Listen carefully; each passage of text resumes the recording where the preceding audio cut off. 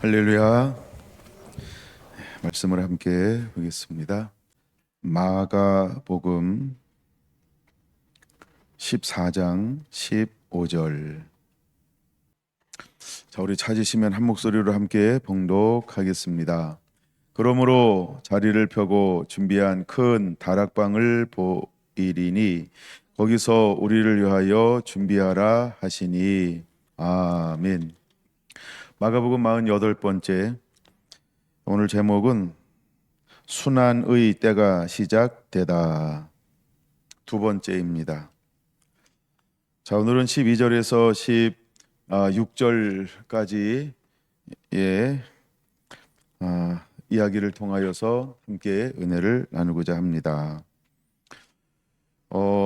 이제 제자들과 함께 유월절을 지키기 위해서 예수님은 예루살렘 성내로 들어가야만 하셨습니다. 자, 드디어 12절 말하는 것처럼 무교절의 첫날 곧 유월절 양 잡는 날이 되었습니다. 이때 제자들은 예수님께 묻습니다. 우리가 어디로 가서 선생님께서 유월절 음식을 잡수시게 준비하기를 원하시나이까? 라고 말입니다. 이때 예수님은 제자 중 둘을 보내시며 이렇게 말합니다. 성내로 들어가라. 그래야면 물 한 동이를 가지고 가는 사람을 만날 것인데 그를 따라가서 어디든지 그가 들어가는 그 집 주인에게 이르되 선생님의 말씀이 내가 내 제자들과 함께 유월절 음식을 먹을 나의 객실이 어디 있느냐 하시더라 하라라고 말입니다. 그랬더니 그 주인이 예수님과 제자들을 위하여 다락방을 내어 주었고 음식을 전부 준비해서 공개하였다라고 하는 것입니다. 자, 그럼 이제 순서대로 한번 풀어가 볼까요? 첫째, 큰 다락이 준비된다. 큰 다락방이 준비되고 있는 모습을 볼 수 있어요. 이날은 유월절입니다. 유월절은 유대의 3대 절기 중에서 큰 절기죠. 첫째는 유월절, 둘째는 초막절, 셋째는 수장절. 그래서 세 절기는 모든 이스라엘 백성들이 예루살렘에 올라와서 지켜야 하는 절기입니다. 유월절은 특별히 애굽에서 종살이로부터 해방된 것을 기념하면서 지키는 절기입니다. 열 번째 재앙 후 이스라엘 모든 민족은 이제 모세를 선두로 하여서 출애굽하는 날이기도 합니다. 그래서 유월절은 출애굽을 기념하는 날로 지키는 것이죠. 근데 10가지 재앙이 오기 전에 하나님은 이스라엘 백성들에게 하라라고 명하신 것들이 있습니다. 무엇을 명하셨을까? 그들은 다 이제 떠날 차비를 해야 합니다. 그리고 가족별로 모여야 합니다. 그리고 먹을 만큼의 양을 잡아서 고기를 준비해야 합니다. 그리고 먹다가 남은 것은 다 불에 태워야 합니다. 또 하나 중요한 것이 있죠. 양의 피를 받아 각 사람의 문설주에 발라야 합니다. 이제 하나님께서 모세를 통하여 말씀하신 모든 것들을 행하면서 유대 이스라엘 사람들은 이 밤을 보내기 시작합니다. 하나님은 애굽 전역에 무엇으로 임하였을까? 죽음의 영으로 애굽 온 전역에 임하게 하였습니다. 이때부터 둘의 분리가 일어나기 시작합니다. 하나님의 말씀에 순종하여 그 집 문설주에 양의 피를 바른 모든 집은 유대인이나 이방인이나 애굽인이나 장자가 죽지 않고 살았다라고 하는 것입니다. 그러나 문설주에 피를 바르지 않은 모든 사람 가정에는 장자의 죽음, 그 다음에 첫 짐승의 죽음들이 일어나기 시작했다라는 것입니다. 자, 이제 이것을 기념하는 절기가 유월절. 그래서 유월은 넘어간다라는 그런 의미를 가지고 있습니다.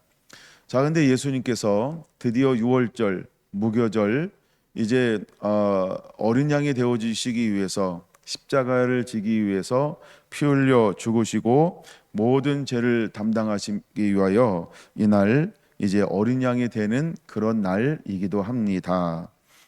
근데 이날 기념하기 위해서 예수님은 들어가셨고 이제 이것을 준비하는 과정에 있습니다. 이 날을 요일로 잡으면 무슨 요일일까 할 때 수요일 다음인 목요일이라고 하는 것입니다.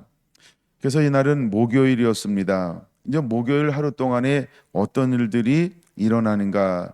그것 중에 첫 번째 일어나는 사건이 바로 제자들이 6월절이 왔는데 우리가 어디서 이 음식을 어디로 가서 어떻게 준비하면 되겠습니까? 라고 예수님께 물음으로부터 시작되고 있다라고 하는 것입니다.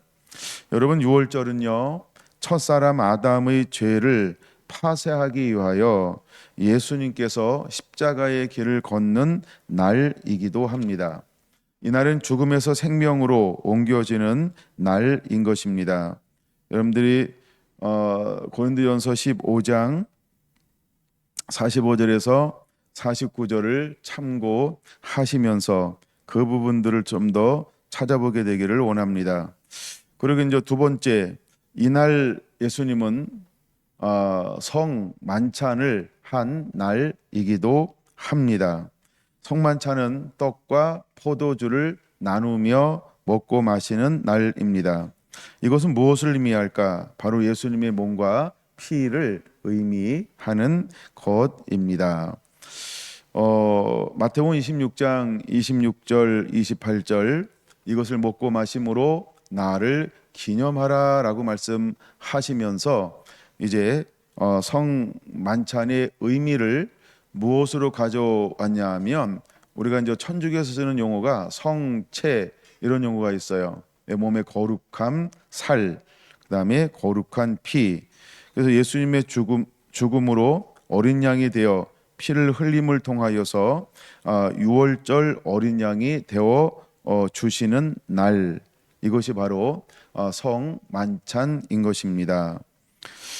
그러면 비교해 봤을 때 유월절은 어떤 의미가 또 있을까? 애굽의 종살이에서 구원하는 날, 이 날이 바로 유월절입니다.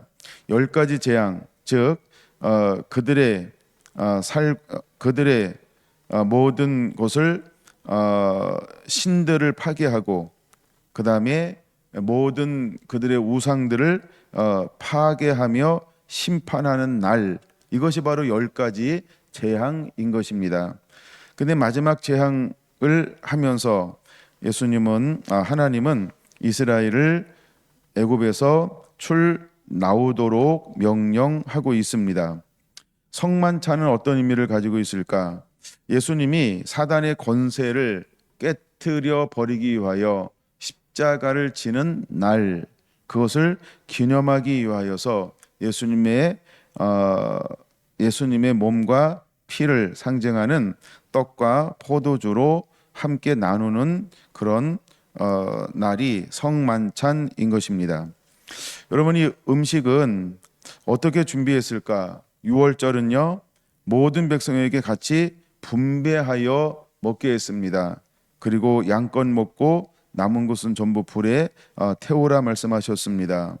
성만찬에 함께하는 식사의 의미는 무엇일까?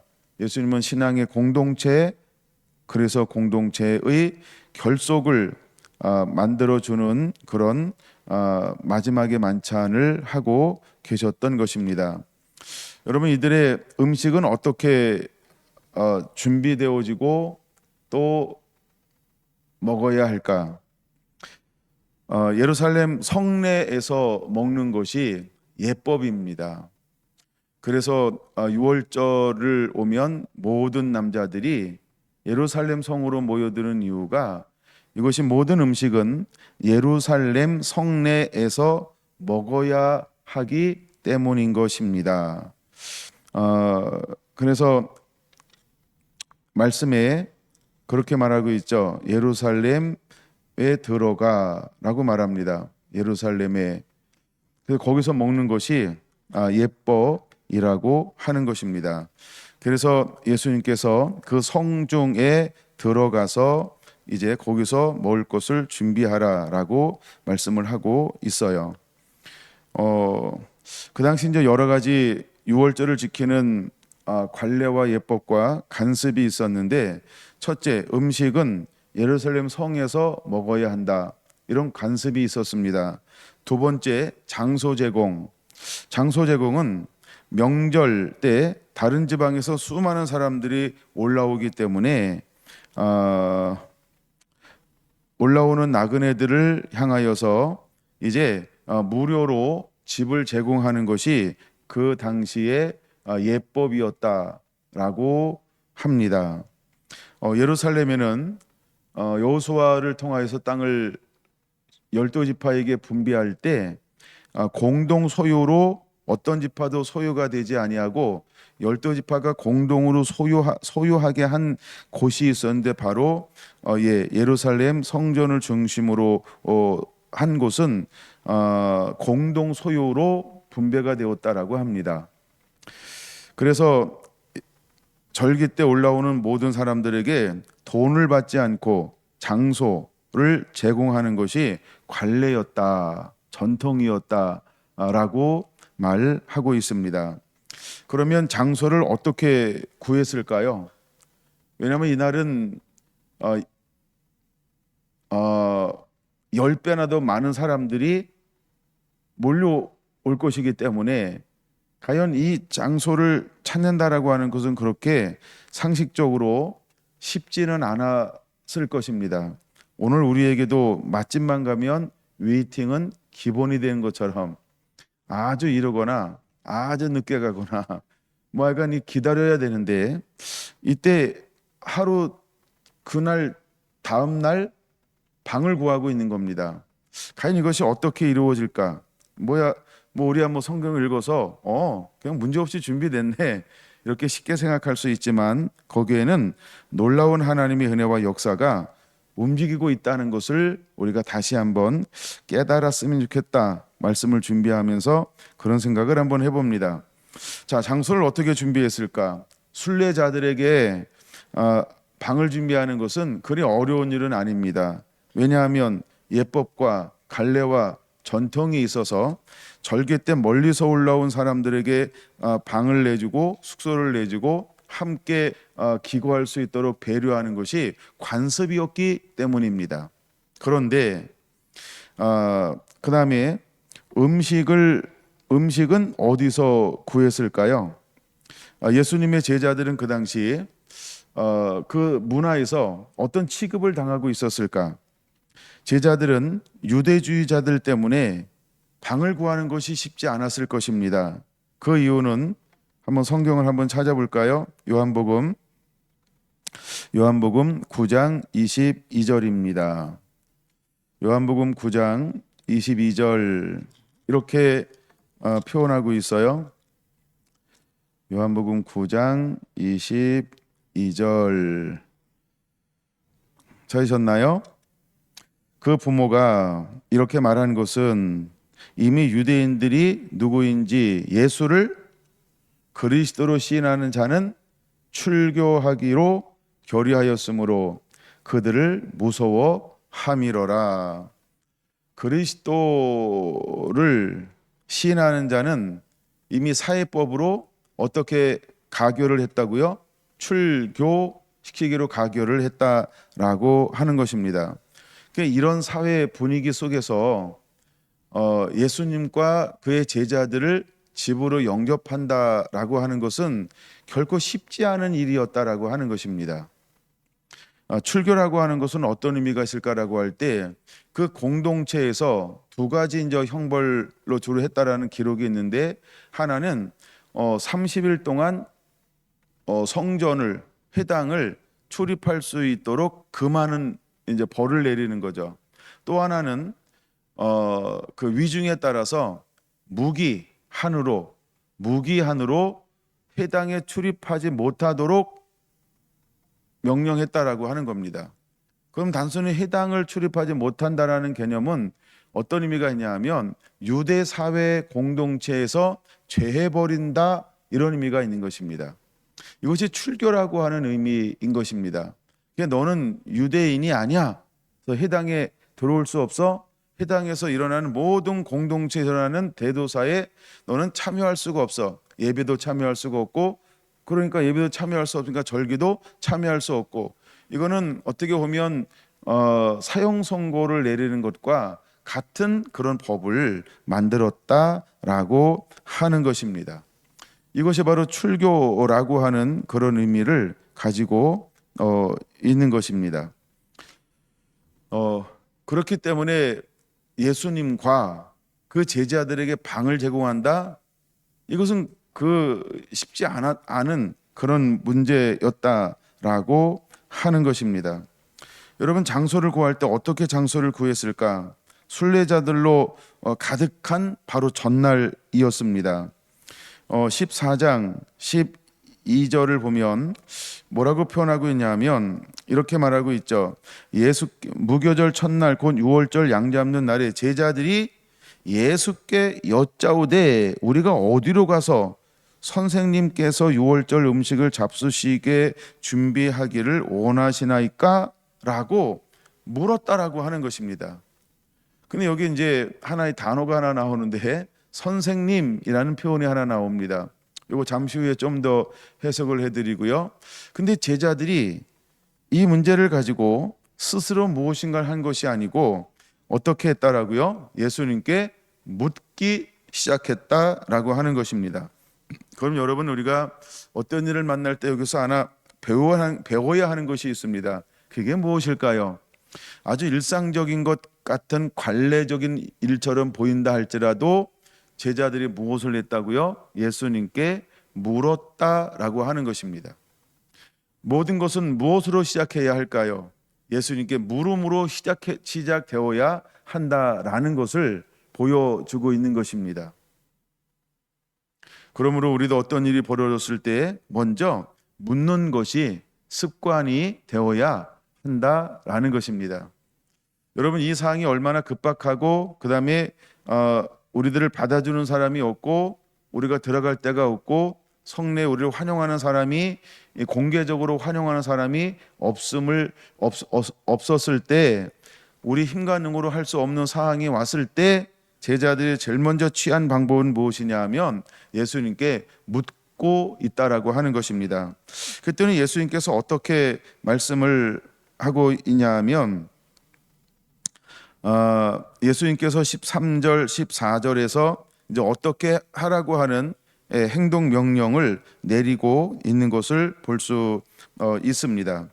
그러면 왜 그들은 장소를 구하는 것을 묻고 있을까요? 그러면 이제 이들이 혈안이 되지 않았을 때에는 이 부분은 마가복음보다는 마태복음이 좀 더 우리가 이해하기 편하도록 기록이 되어져서 제가 마태복음으로 이 부분을 설명해 드리려고 하는데, 첫째는 예수님이 이제 중간 사역이죠. 이때 이제 12제자에게 귀신을 쫓아내고 병을 고치며 약한 것을 고치는 권능을 주시고 그들을 파송했다라고 하는 겁니다. 그래서 그들이 파송받아서 복음이라고 하는 사명을 가지고 여행할 때 그들은 어떻게 가야 했을까? 10절에 이렇게 말합니다. 10장 10절, 여행을 위하여 배낭이나 두벌 옷이나 신이나 지팡이를 가지지 말라. 이는 일꾼이 자기 먹을 것을 받는 것이 마땅함이라. 그럼 이들은 복음을 들고 나가서 마태복음 10장 10절, 그들이 나가서 어떤 것을 경험했을까요? 우리가 예수님의 말씀을 듣고 사역이라고 하는 명분으로 나갔을 때 아무것도 가지고 나가지 않았음에도 불구하고 어떤 것을 경험하기 시작했어요? 그렇죠? 누군가 하나님께서 예비하신 사람들을 붙여주어서 공개받는 이 경험을 이미 하고 있었다라고 하는 것입니다. 그러니까 우리가 이런 것들을 전제로 밑에 깔고 가야 돼요. 지금 6월절 이제 내일이면 예수님의 십자가를 질 것입니다. 이 밤은 엄청난 지금 밤을 보내고 있는 것입니다. 근데 이날은 6월절이었습니다. 이미 유대인들은 그들을 출교하기로 결안이 되었을 뿐만 아니라 잠시 후에 또 하나 가르쳐 줄 것인데, 미리 가르쳐 준다고 한다면 그들을 누가 잡아서 고소할 것인가 하고 사람들을 잡아 고소할 사람을 지금 눈을 부릅뜨고 찾고 있는 상황이라고 하는 겁니다.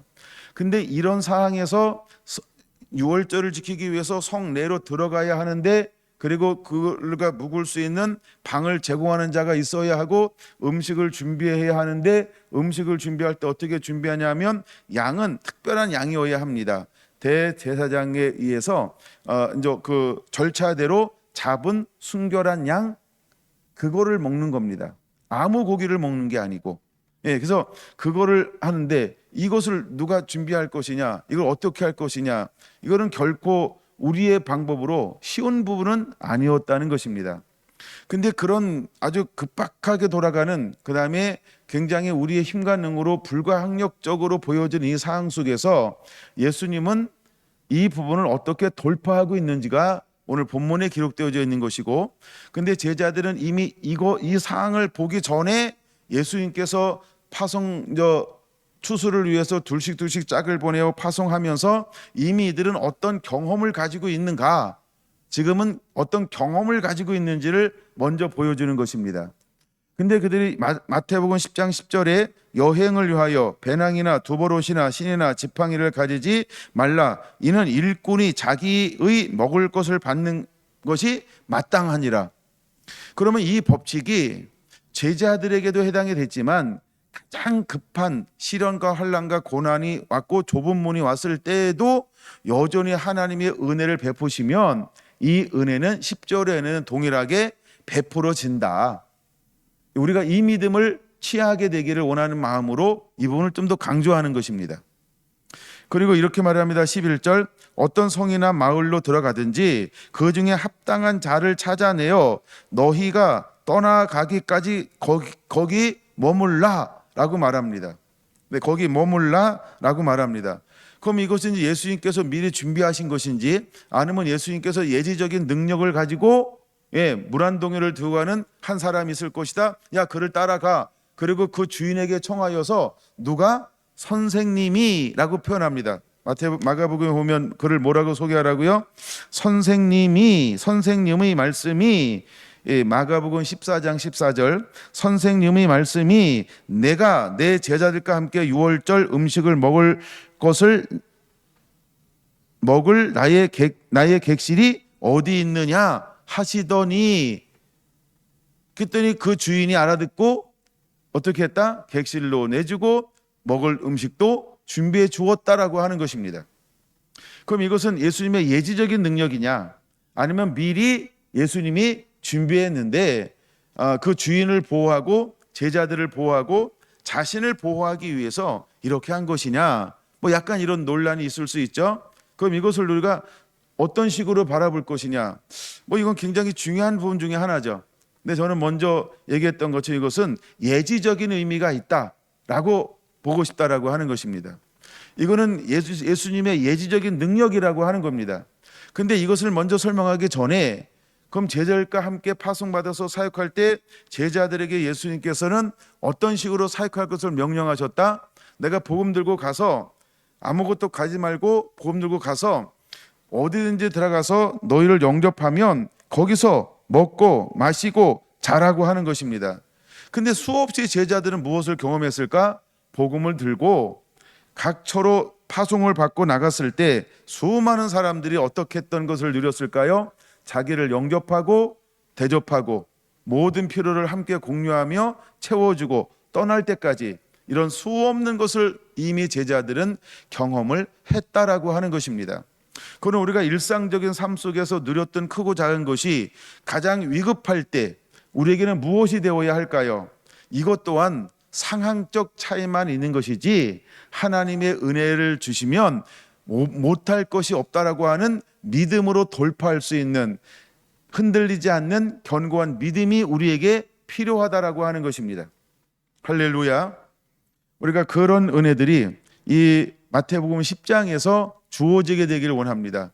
그런 관점으로 다시 한번 여러분들은 그러니까 이 마지막 다락방에서의 이 만찬을 어떻게 준비가 되었는가라고 하는 그 과정을 살펴보기 위해서 마태복음 10장을 그런 의미로 다시 묵상해 봐야 할 의미가 있다라고 하는 겁니다. 근데 저는 물론 시간 관계상 그걸 다 살피지 않습니다. 여러분에게 그런 관점으로 묵상해 보라고 던지는 것입니다. 말씀을 붙잡기 원하는 분들은 그런 관점으로 반드시 말씀을 보아야 합니다. 그랬을 때 우리가 어떤 위기를 만날 때 전에 우리가 먼저 그렇게 하셨던 것처럼 주님은 마지막 때 어떤 시급성, 상황성이 온다 할지라도 어떤 환난이나 박해나 시련이 온다 할지라도 하나님 여전히 어떻게 하실 것이다? 은혜를 주시는 하나님. 그래서 여러분들 안에 이 마지막 그 다락방에서 먹는 이 만찬을 준비되는 과정과 진행되는 과정 그 속에서 우리가 무엇을 이제 누릴 수 있어야 할까? 하나님의 은혜가 얼마나 무궁무진한지를 여러분들이 한번 충분히 묵상해 봐야 합니다. 그것을 전제로 하지 않으면 이 말씀은 풀리는 것이 굉장히 미약할 것입니다. 이건 전적인 은혜라고 하는 것입니다. 근데 마지막 때에도 하나님은 하나님의 말씀을 가지고 천국의 복음을 가지고 가는 사람들에게는 이와 똑같은 무엇을 부어주실 것이다? 은혜를 부어주실 것이다 라고 저는 믿습니다. 그러므로 성결한 성도 모두는 그런 은혜를 누려야 할 줄로 믿습니다. 할렐루야, 할렐루야. 자, 그러면 이제 장소 제공하는 방법이 어떻게 하나님께서 장소를 제공했는가라고 할 때, 선생님이 쓰게 하겠다라고 말씀할 때 그 주인의 마음이 전에 선생님을 향하여 어떤 마음을 가지고 있었는지 그건 좀 더 다시 한번 설명해 볼 것인데, 하여간 그 주인이 마음의 감동을 받고 또 하나님께서 그 주인에게 은혜를 부어주심을 통하여서 출교하기로 하고 그 다음에 잡아 죽이기로 결의했음을 뻔히 알면서도 그 가장 중심에서 그는 어떻게 했다? 예수님을 영접했다라고 하는 사실입니다. 그는 예수님을 영접했다라고 하는 것입니다. 그리고 예수님에게 필요한 걸 전부 제공하기 시작했다라고 하는 것입니다. 여러분, 이 다락방에서는 크게 우리에게 두 가지 기념될 만한 사건이 일어나는 거 아시죠? 첫째는 제자들의 발을 씻는 것입니다. 두 번째는 무엇일까요? 성만찬이라고 하는 것입니다. 그리고 이제 그 이후에 부활한 이후에 이 집은 어떤 집이 될까요? 그렇죠? 제자들을 중심해서 이곳에 120문도가 함께 모여서 위로부터 능력이 임할 때까지 기다리면서 함께 기도하는 집으로 삼았던 것이 마가의 다락방인 것입니다. 바로 이 집을 말하는 것입니다. 그리고 이 집은 그 위에 어떤 은혜를 받나요? 오순절 성령이 최초로 이 땅 가운데 임한 집으로 알려지게 되어지는 겁니다. 거기까지 하고 나중에 또 가르쳐 드릴까요? 여러분, 이 집은 매우 의미 있는 집이 될 거라는 사실을 우리가 기억해야 합니다. 그래서 주님이 내가 원한다 라고 할 때 그것을 기꺼이 내어주게 됐다는 것이죠. 나의 객실이 어디 있느냐 라고 할 때 그 주인이 15절 그리하면 자리를 펴고 준비한 큰 다락을 보이리니 거기서 우리를 위하여 준비하라 라고 말씀하고 있습니다. 그럼 여기 제자 몇 명을 파송했다라고 말하고 있을까요? 제자 몇 명을 파송했죠? 그 단어가 눈에 띄었는지 모르겠어요. 둘을 파송합니다. 그 제자 둘은 누굴까요? 이름도 아시나요? 뭐라고요, 사모님? 뭐라고 했는데 제가 입모양 봤는데 잘 못 읽었어요. 베드로와 요한입니다. 베드로와 요한을, 이건 요한복음에 나옵니다. 그래서 베드로와 요한, 여러분 제자들을 파송할 때마다 각각 다릅니다. 근데 이때는 누구를 파송했다고요? 베드로와 요한이요. 그럼 베드로와 요한이 파송돼서 이것을 준비한다는 것은 중요성에 비하면 어떤 것을 가지고 있다라고 하는 걸 우리가 짐작할 수 있을까요? 그렇죠. 매우 중요한 것이다. 이런 의미가 있죠. 우리가 어떤 사람을 쓰고 파송하고 이렇게 할 때도 그렇죠. 위중에 따라서 사람을 고르는 게 다를 수 있죠. 안 그럴까요? 근데 이때는 누구를 파송하고 있다고요? 누구를 먼저 보낸다고요? 이 마가다락방에서 마지막 유월절을 준비하기 위해서 이 준비토록 보낸 제자가 누구라고요? 베드로와 요한이었다는 겁니다. 저는 그것을 읽으면서 이거는 굉장히 중요성을 가지고 있구나. 그래서 예수님은 다른 사람이 아닌 베드로와 요한을 파송하여서 이것을 준비하게 하는구나 라고 생각한 겁니다. 여러분 마가복음 11장에 보면 어떤 것이 기록되어져 있냐 하면 이렇게 말합니다. 이제 예수님께서 예루살렘에 들어갈 것입니다. 입성할 겁니다. 종료주일이라고 생각하면 한 번에 이해가 되겠죠? 그때 예수님께서 누구를 파송하시나요? 11절 예수께서 제자 중 둘을 보내시며, 이 둘은 누굴까요? 혹시 아시나요? 알면 전대도 가르쳐 주세요. 이름이 없습니다. 네, 하여간 둘을 파송했다라고 하는 것입니다. 근데 이 사건과 마지막 성만찬을 준비하기 위해서 파송했던 방법이 거의 비슷한 장면을 가지고 있습니다. 하나는 주일날 일어나는 일이죠. 주일날 일어나는 일이죠. 또 하나는 4일 뒤에 일어나는 목요일날 일어나는 일이죠. 근데 여기서 똑같이 예수님이 어떤 능력이 지금 우리한테 보여주고 있나요? 예지적 능력이 보여주고 있는 것입니다. 예지적 능력으로 예루살렘에 올라가려고 할 때 뭐라고 말하냐면 그들이 마가복음 11장 1절 그들이 예루살렘에 가까이 와서 감람산 벳바게와 베단이 이뤘을 때 예수께서 제자 중 둘을 보내시며 이르시되, 여기는 무엇이 기록되어져 있지 않을까요? 제자들의 어떻게 할까라고 하는 묻는 것이 기록되어져 있지 않습니다. 그러니까 이것은 제자들이 이것을 눈치챌 수도 없고 어떻게든지 염려나 근심이나 마음에 전혀 생각이 없다는 거죠. 왜요?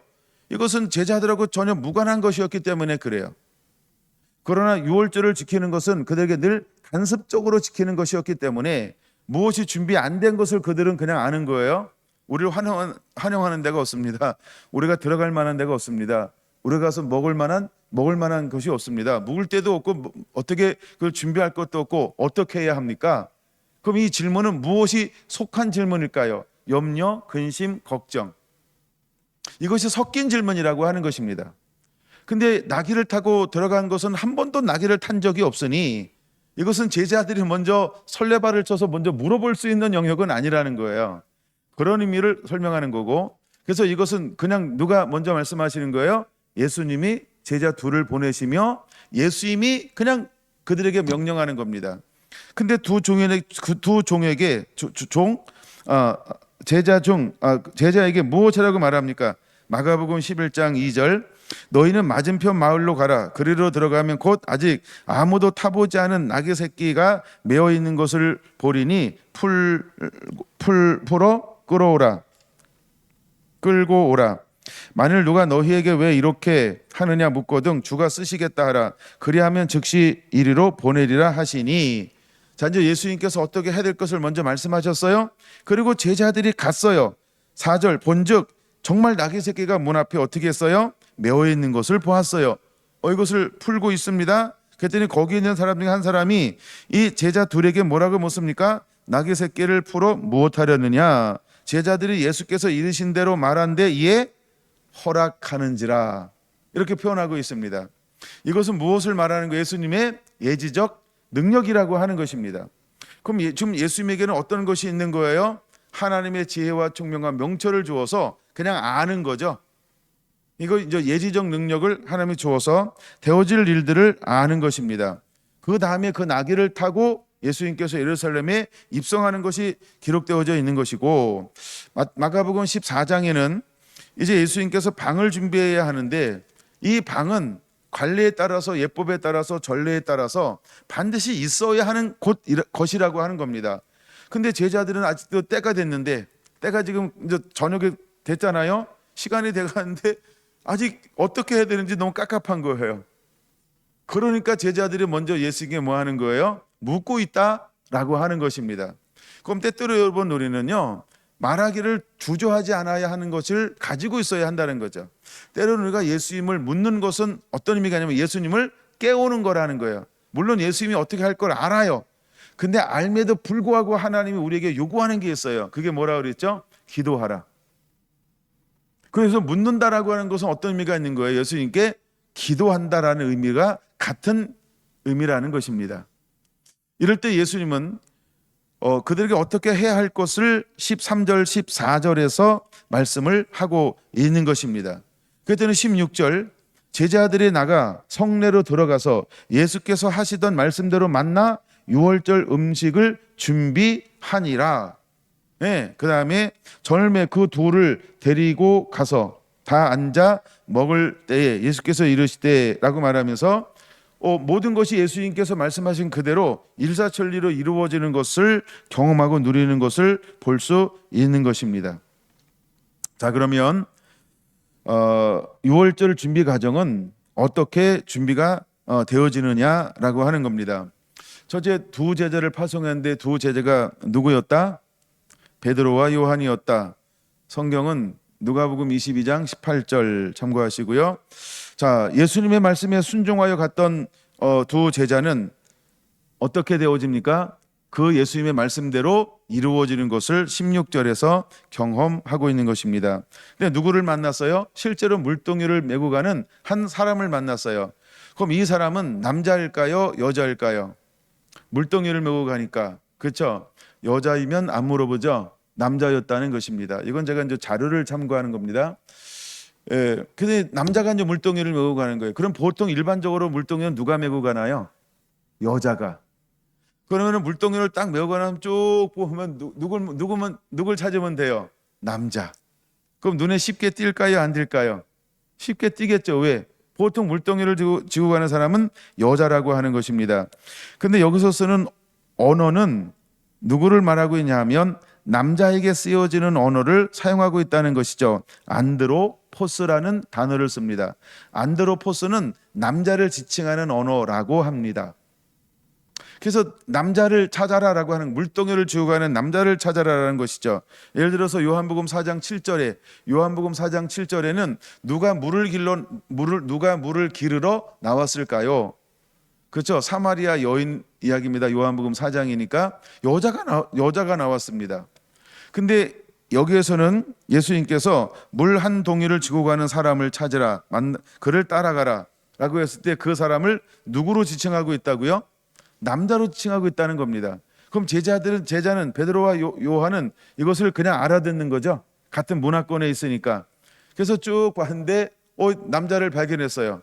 그러니까 눈에 띄는 남자, 뭐 어떤 남자인지 몰라요. 어쨌든 마음에 감동이 오고 눈에 딱 띄는 남자를 따라가기 시작을 했습니다. 따라가는데 어디로 갔을까? 바로 우리가 아는 그 마가의 다락방, 그 집으로 들어가다라고 하는 것이죠. 그래서 그에게 쫓아가서 이제 예수님께서 하신 말씀을 그대로 선포하고 있는 것을 볼 수 있습니다.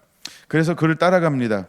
그리고 주인에게 청구합니다. 그랬더니 주인이 장소와 음식을 준비하는 것을 경험하게 되어지는 것이죠. 여기서 잠깐, 그럼 이 다락방은 어떤 다락방이냐는 거예요. 우리가 이제 역사적으로 한번 잠시 살펴보면 AD 30년, 일단 이렇게 할까요? 아니면 27년으로 할까요? 예수님께서 30년으로 합시다. AD 30년 예수님께서 십자가를 지셔야 합니다. 공생애를 끝나는 것이죠.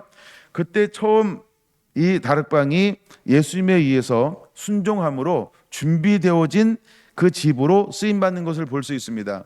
그럼 여기에는 어떤 것들이 계속해서 흐르고 있는 것이냐면 하나님의 은혜가 지금 모든 준비되어지는 가정이라든가 만남이라는 가정이라든가 그 다음에 제자들의 발을 씻고 성만찬을 나누는 모든 가정 가운데 지금 하나님의 초자연적인 은혜가 지금 임하고 있는 상황이라고 하는 것을 우리가 기억하면서 이 부분을 묵상해야 좀 더 현실적으로 그 다음에 깊이 묵상이 될 것입니다. 그냥 이게 자동적으로 되는 거네, 일사천리로 되는 것에 그냥 아무 일 없이 그냥 이루어지는 건데 그러면 은혜 하나도 못 받습니다. 지금 여기는 출교하기로 결의했습니다. 그 다음에 함께 그들을 돕는 자들을 뭐하라고 말하냐면 이거는 요한복음에 하나 있어요. 미리 찾아드릴게요. 단어 하나를, 말씀을 하나 찾아줘야 막 마음에 확확 다가올 수 있어요. 요한복음 11장 57절이요. 요한복음 11장 57절. 먼저 그 하나 읽고 한번 하죠. 준비됐나요? 같이 읽습니다. 이는 대제사장들과 바리새인들이 누구든지 예수 있는 곳을 알거든 신고하여 잡게 하라 명령하였음 이러라. 지금 상황이 이런 상황이라고요. 그럼 눈에 띄기 쉬울까요? 안 띄일까요? 안 쉬울까요? 굉장히 쉽죠. 그러니까 우리가 상황이 어떤 상황인지 알아야 돼요. 그래서 57절만 읽었어요. 저는 45절부터 57절을 읽었습니다. 그러므로 이 상황이 어떤지가 더 마음에 훅 다가오는 거죠. 그러면 좀 더 여러분들이 이해를 하기 위해서 좀 한번 더 볼까요? 48절 요한복음 11장 48절 만일 그를 이대로 두면 모든 사람이 그를 믿을 것이요 그리고 로마인들이 와서 우리 땅과 민족을 빼앗아 가리라 하니 그 중에 한 사람 그 해의 대제사장인 가야바가 그들에게 말하되 너희가 아무것도 알지 못하는도다. 한 사람이 백성을 위하여 죽어서 온 민족이 망하지 않게 되는 것이 너희에게 유익한 줄을 생각하지 아니하는도다 하였느니라. 그러면서 예수를 어떻게 하기를 원하는 거예요? 이제는 잡아 죽이자. 그러므로 57절 어떻게 명령을 내렸다라고요? 예, 신고하여 잡게 하자라고 이미 명령, 이거는 법적 효력이 있는 것입니다. 명령했다라고 하는 겁니다. 지금 이런 상황이라고 하는 겁니다. 상황을 좀 더 이해가 되는 거죠. 일단은 먼저 출교하기로 먼저 법령을 먼저 제정했어요. 근데 이번에는 또 다른 법령이 또 발표가 됐어요. 그게 뭐예요? 이제는 신고하여 잡으라. 그를 잡으라는 겁니다. 이게 지금 명령이에요. 그러니까 지금 이 상황을 여러분들이 이해를 해야 됩니다. 이런 상황 속에서 누가 예수님께 방을 제공할 수 있을까? 이런 상황 속에서 누가 예수님을 영접할 수 있을까? 그렇죠? 아무리 그를 좋아하고 은혜를 받았다 할지라도 엔간한 은혜가 있지 않으면 그렇죠? 그를 영접한다는 것은 죽음을 각오해야 한다는 것이고 출교를 각오해야 된다는 것이고 모든 재산을 몰수당할 수 있는 각오. 하여간 죽음은 죽을 각오를 해야만 예수님을 영접할 수 있는 상황이라는 것입니다. 이걸 결국 여러분들이 가볍게 생각하면 이 부분이 전혀 은혜가 되지 않아요. 근데 이 주변 설명을 알면 아 이게 보통 일이 아니구나 라고 하는 이런 중압감들을 느껴야 은혜가 된다라고 하는 것입니다. 자, 그걸 전제로 하는 겁니다. 자, 그랬을 때 거기는 지금 계속 무엇이 흐른다고요? 하나님의 은혜가. 그래서 하나님의 은혜라고 표현하는 겁니다. 하나님의 은혜가 임하는 겁니다. 다니엘의 뜻을 영화했을 때 하나님이 무엇을 베풀어 주기 시작한다고요? 은혜를 베풀어 주기 시작을 하는 것입니다. 예수님께서 이 땅 가운데 오실 때 한 여인을 만났어요. 그 삶과 환경 가운데 무엇을 베풀어 주기 시작한다고요? 하나님의 초자연적인 은혜를 베풀어 주는 것입니다. 여러분 엘리야가 드러나서 했을 때도 하나님께서 그에게 무엇을 베풀어 주는 거예요? 하나님의 초자연적인 은혜를 베풀어 주기 시작하는 것입니다. 이처럼 우리가 무엇을 믿어야 할까요? 내가 그 나라와 의 영광을 위해서 살아갈 때 나는 모르지만 내가 순종하여 그 길을 걸어가면 하나님은 초자연적인 은혜로 나를 인도하여 줄 것이다라고 하는 그 믿음을 여러분들이 소유하게 되기를 더불어 축원합니다. 자, 그다음에 이제 다락방 이후에 만찬 이후에 이제 다락방을 한번 살펴보는 거예요. 다락방 그 후에는 어디에서 이제 기록되어져 있냐면 12 제자가 모여서 10일 동안 기도하기 시작합니다. 그때 모인 것이 어딜까요? 바로 이 다락방입니다. 우리 이 다락방이 누구의 다락방인 걸 알죠? 마가의 다락방. 성경에는 마가라고도 하고 또 하나 이름이 있죠? 요한이라고도 하고 그래서 마가, 요한의 이렇게 표현합니다. 그러니까 마가의 다락방이라고 요한의 다락방이 들었는데 보통 우리는 이제 많이 알려진 것은 마가 다락방 이렇게 알려졌다고 그랬어요. 근데 마가 요한의 다락방이라는 것입니다. 나중에 알게 된 것이죠. 이때를 보통 우리가 그냥 AD 30년이라고 한번 계산해 보자는 거예요. 그거 기억해야 됩니다. 그 다음에 열흘 동안 기도했습니다. 그들이 함께 모였습니다. 근데 그때에도 불구하고 그때에도 이 집은 어떻게 했을까요? 이 집 주인은 그 집 주인의 이름이 뭔지 혹시 아세요? 마가 엄마의 이름이 뭔지 혹시 아세요? 말이니까 말이지 마리아. 그 이름이 그래요. 이름이 뭐라고요? 마리아요. 하도 제가 이제 그렇게 해가지고 금방 눈치채네요. 이름은 마리아입니다. 흔한 이름 중에 하나예요. 예, 근데 그렇게 유명하지는 않아요. 많이 등장하지는 않지만 하여간 이 마리아는 유력한 사람 중에 한 사람이었을 것이다. 유력한 사람 중에 한 사람이었을 것이다. 그래서 그 시대의 공권력을 가지고도 함부로 이 집을 뭐한다?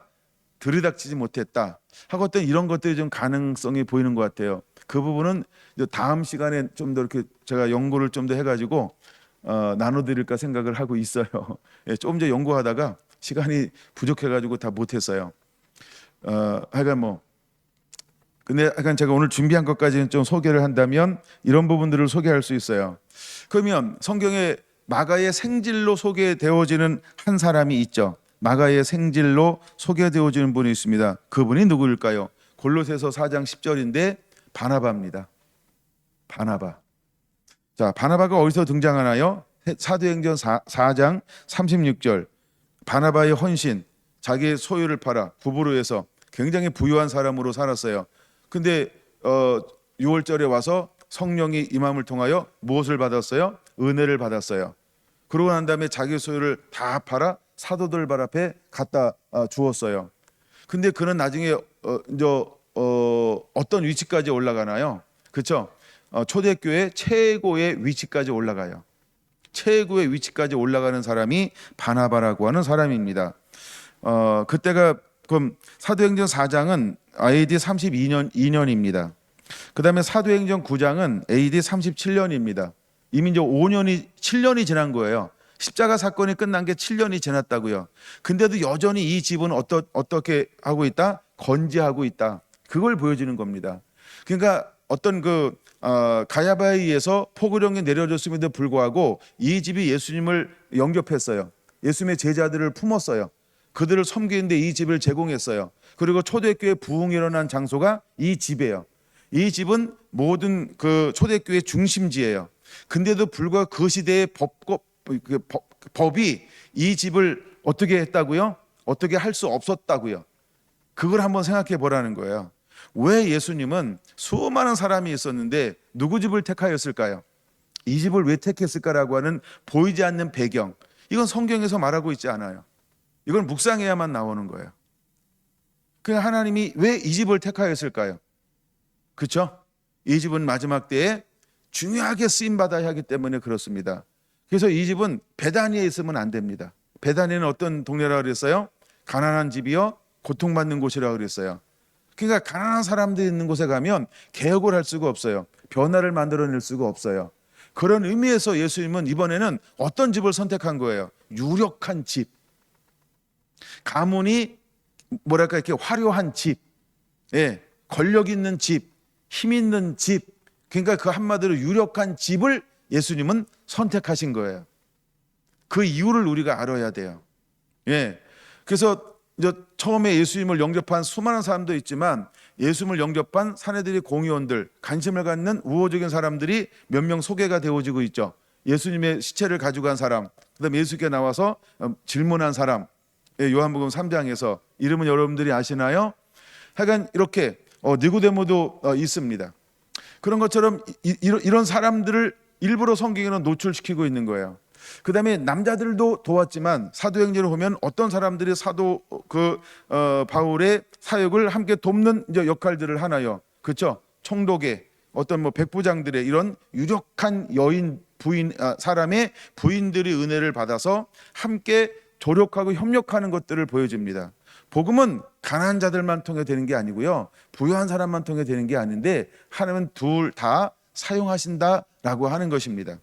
그런 의미에서 그런 포고령이 내렸음에도 불구하고, 그런 법령이 제정됐음에도 불구하고 예수님은 마지막 만찬을 어디서 준비했다고요? 그 집에서요. 그 집이 누구의 집이라고요? 마리아의 집이요. 마리아의 집이요. 마가의 다락방이요. 마가 요한의 다락방이요. 그걸 좀 설명해 주고 싶었던 겁니다. 그 다음에 이제 좀 더 자료를 찾아보면 사도행전 9장 27절에 바나바는 사울이 변화되었을 때 예루살렘의 모든 사도들과 지도자들에게 소개시켜주는 역할을 하고 있다라고 하는 겁니다. 그것만 보아도 바나바의 위치가 초대교회 때 어느 정도인지를 가늠할 수 있는 거예요. 그러면 바나바 위치는 두 가지 측면이 있다는 거예요. 하나는 교회 안에, 또 하나는 유대교 안에. 영향력 있는 사람이었다라고 하는 걸 보여주고 있다라고 하는 겁니다.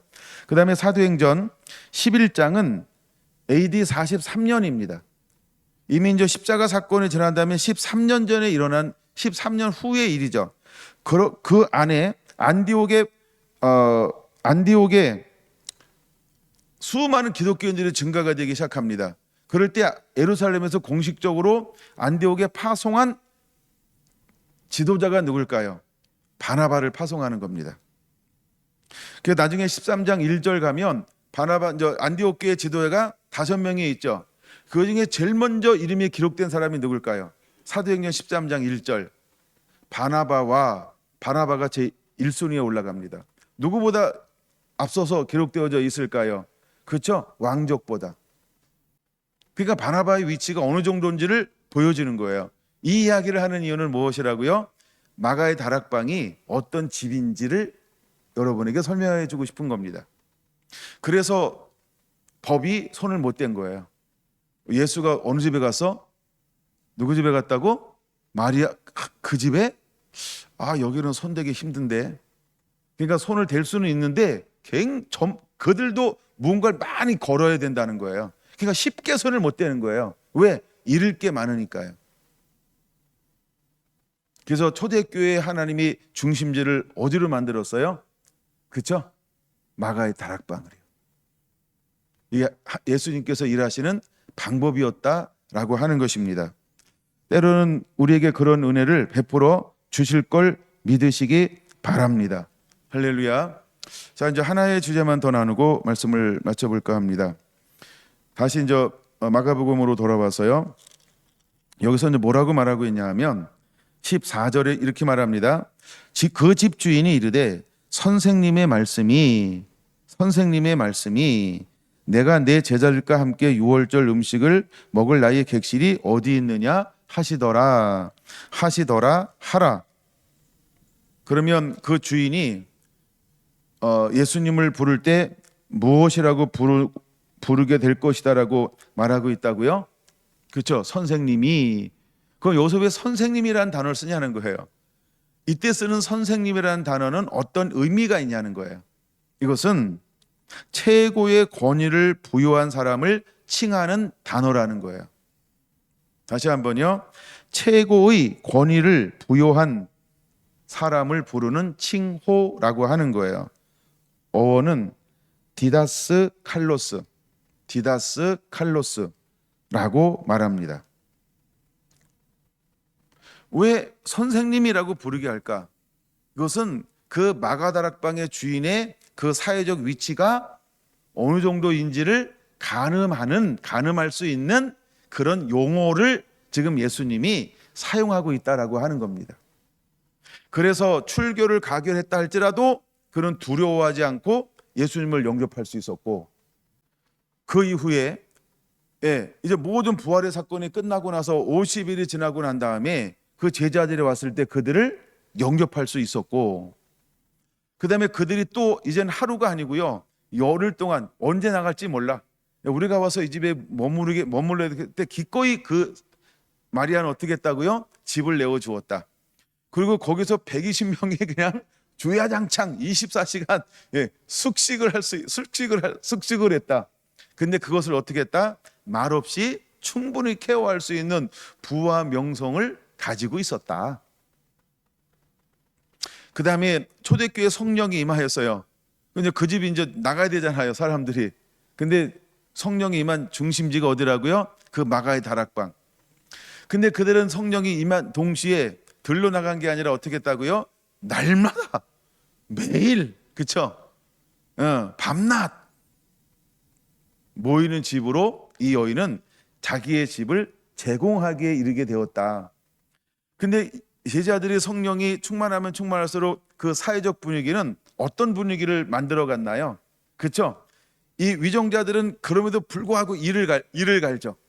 굉장히 제자들이 하는 거를 싫어하죠. 왜냐하면 사도행전 보세요. 3장, 4장, 5장만 봐도 이 위정자들이 제자들을 잡아서 옥에 가두기도 하고 매를 때리기도 하면서 위협하기도 하면서, 야, 너 예수 이름으로 말하지 마. 얼마나 등등하게 그들을 살기의 눈을 가지고 그들을 압박하는데요.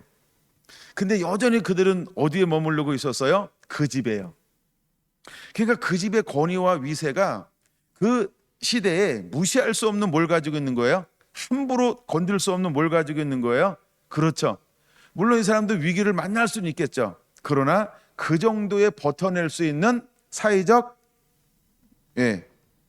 위치를 가지고 있는 한 사람이었다라고 하는 거예요. 그걸 여러분들 오늘은 좀 강조하기 위해서 한 번도 강조해 본 적이 없어요. 저도 이것을 그렇게 생각해 본 적이 한 번도 없어요.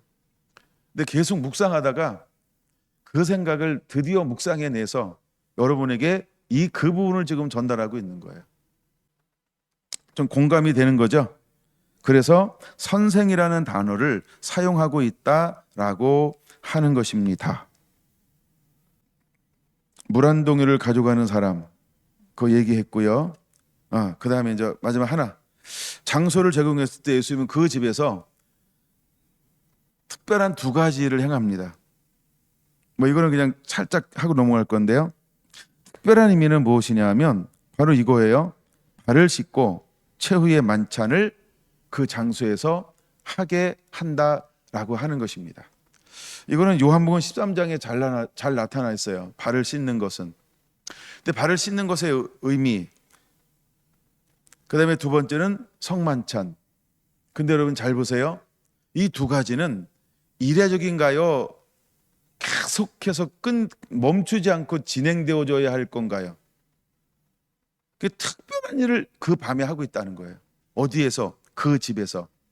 그래서 이번에는 예수님은 특별한 장소를 선택해야만 했다라고 하는 것입니다. 여관에서 머물 수도 있어요. 여관에서 하룻밤 기숙할 수도 있어요. 근데 이제 언어에 보면, 여러 성경에 보면 이 마가의 다락방을 뭐라고 기록하고 있냐 하면 방이라고 기록하고 있다는 거예요. 객실. 그러니까 방이라는 개념으로, 룸이라는 개념으로 소개하고 있다는 거예요. 왜? 특별한 무엇인가를 해야 하기 때문에 그렇다는 거예요. 그 누구도 방해받지 않는 환경이 필요했다라고 하는 거예요. 그리고 예수님께서 이루고 싶은 그것을 온전히 이룰 수 있는 분위기를 만들어낼 수 있는 그 장소가 필요했다라고 하는 거예요. 이때 예수님은 이것을 한 번도 해보지 않았던, 그렇죠? 그런 방법으로 그 장소를 예수님은 택정하셨다라고 하는 거예요. 그러므로 이 장소는요, 이례적으로 끝나는 장소가 아니고 조금 전에 말씀했던 것처럼 오늘날까지도, 아니면 장시간 동안 이 마가다락방은 이제 예수님 이후에 교회가 이 땅 가운데서 이렇게 운행되어지기까지 중심적인 역할을 감당할 수 있는 그런 장소적 개념도 더불어서 있어야 했다라고 하는 것입니다. 근데 예수님은 그것을 선택하셔서 두 제자를 보낼 때 누구를 보냈다? 베드로와 요한을 보냈다. 그리고 그 장소를 예수님은 예지적인 능력과 은혜로 그 장소를 선택하셨고, 이미 그 여인은 예수님에 대해서 뭐 어떤 반응을 보였는지 성경에 전혀 나타나진 않아요. 그러면은 우리가 이제 예측은 할 수 있죠. 이거 이제 예측하는 게 뭐 어려울 수도 있고 위험할 수도 있지만 한번 해봅시다. 어떤 걸 예측할 수 있냐 하면, 첫째, 그는 예수님에 대해서 이미 알고 있었다. 그래서 예수님이 늘 호의적이었다. 근데 나한테 이런 은혜가 올까 안 올까? 그러나 그 전까지는 협력한 적이 없다. 그러나 언제인지 예수님이라고 한다면 내가 협력할 마음을 가지고 있었는데 그분이 사람을 나한테 보내? 그리고 이것을 나보고 하라고 그래? 그러면은 내가 기꺼이 그분을 위해서라고 한다면 나의 전부를 다해서 그분에게 내놓아야 되겠다라고 결단했다라고 하는 겁니다. 여기서 잠깐 팁 같은 게 하나 있어요. 뭐냐 하면, 이제 6월절이니까 동서남북 사방에서 수많은 사람들이 몰려올 거 아니에요. 그렇죠? 근데 왜 이 집은 여유가 있게 되었을까요? 그렇죠? 이미 다 채워져야 되게 갈래니까. 그럼 이 집은 어떤 사람이 이 집을 와서 빌려달라고 얘기할까요? 삶의 질을 5급으로 나눠봅시다. 삶의 질을 이해하기 편하게 5급이 와서 이 집에 와서 문을 두드릴까요? 4급이 와서 두드릴까요? 그럼 이 집의 문은 누가 두드릴까요? 그냥 우리가 1급이라고 합시다. 고위층이니까. 그렇죠? 그래서 뭐가 있었다? 여유가 있었다는 거예요. 그러니까 이미 하나님이 뭐한 집? 예비하신 집이라는 거죠. 이걸 우리는 여호와 이레라 이런 단어를 사용합니다. 여호와 이레라. 제가 마가다락방에 갔다 왔다 그랬잖아요. 성지 순례할 때. 여러분 예루살렘에서 이렇게 넘어지면요, 이게 가슴에 딱 걸려요. 진짜 가까워요. 진짜 가까워. 예루살렘 성하고 마가다락방. 예, 그냥 그 앞에 골목 하나 있어. 골목 하나. 예, 그리고 바로 그 또 보면, 여기 딱 보면 그 예루살렘 성이 보여. 예, 그렇게 가까운 데 있는 거예요. 근데 약간 그런 집이었다라고 하는 거예요. 네. 하여간 일단 첫째 하나만 얘기했어요. 그러니까 이 마가다락방이 어떤 집이었는가, 왜 비어 있는가. 그렇기 때문에 그 뭐 음식을 준비하는데 양고기를 준비해야 되고, 쓴나물을 준비해야 되고, 포도주를 준비해야 되고, 예, 그다음 6월절 음식 5개 있잖아요. 그걸 전부 다 이렇게 구색에 맞춰서 준비해야 돼요. 여러분, 이거는 쉬운 일이 아니에요. 근데 이 집은 이런 걸 하기에는 전혀 부족함이 없는 집이었다는 거죠. 예. 마지막 때 하나님 우리에게 은혜를 부어줄 때 어떤 은혜를 부어줄까요? 저는 계속 말씀을 묵상하면서 그냥 이게 막 그려지더라고요. 그게. 만약에 초자연적인 역사가 일어난다 그러면 우리의 한계를 뛰어넘는 게 은혜예요. 마리아에게 뭐라고 표현했어요? 은혜 입은 여자여 이러잖아요. 그 은혜는 뭘 뛰어넘어요? 그런 걸 뛰어넘는 거예요. 불가항력적인 걸 뛰어넘는 거예요. 난 남자 잘 모르는데요. 은혜 입은 여인이요. 그럼 끝나는 거야. 그 마찬가지로 우리가 하나님의 말씀으로 살아가고 순종으로 사랑하고, 이번 이제 주제가 순종이었잖아요. 멈출 수 없는 순종. 그럼 우리가 말씀에 순종하여 살아갈 때 나라와 의를 구하면 하나님은 우리에게 우리 쓰시겠다라고 한다면 내 삶과 환경에 무엇을 부어줄까요? 하나님의 은혜요. 그럼 하나님의 은혜가 임하면 안 될 게 있냐는 거예요. 그러므로 우리는 뭐만 해야 돼요? 염려하는 게 아니에요. 근심하고 하는 게 아니에요. 걱정하는 게 아니에요. 그냥 주님께 순종만 하면 하나님의 모든 것이 다 이루어지게 될 걸 믿으시기 바랍니다. 이것이 우리가 가는 길이에요. 그러므로 사랑하는 성도나 성도 여러분, 믿음만을 가지고 하나님만을 신뢰를 가지고 순종으로 발걸음을 옮길 때 하나님의 순종하게 모든 것을 이끌어내게 하실 것입니다. 할렐루야. 기도하겠습니다.